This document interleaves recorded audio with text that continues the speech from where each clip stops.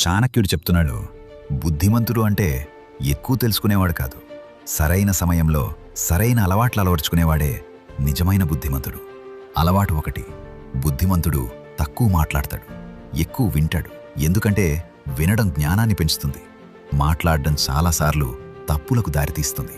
అలవాటు రెండు, అతను భావోద్వేగాలతో కాదు, బుద్ధితోనే నిర్ణయాలు తీసుకుంటాడు. కోపంలో తీసుకున్న నిర్ణయాలు చివరికి పశ్చాత్తాపానికి దారితీస్తాయి. అలవాటు మూడు, సమయపు విలువ అతనికి తెలుసు. ఈరోజు పని ఈరోజే పూర్తి చేస్తాడు, రేపటికి వాయిదా వేయడు. అలవాటు నాలుగు, తప్పుడు వ్యక్తుల నుండి దూరంగా ఉంటాడు. ఎందుకంటే చాణక్యుడు చెప్పినట్టు సంగతి మన భవిష్యత్తును నిర్ణయిస్తుంది. అలవాటు ఐదు, బుద్ధిమంతుడు ఎప్పుడూ నేర్చుకుంటూనే ఉంటాడు. వయస్సు కాదు, నేర్చుకునే ఆసక్తే మనిషిని గొప్పవాడిని చేస్తుంది. మీరు కూడా బుద్ధిమంతుడిగా మారాలనుకుంటే ఇలాంటి చాణక్య నీతి కోసం ఛానల్ను సబ్స్క్రైబ్ చేయండి.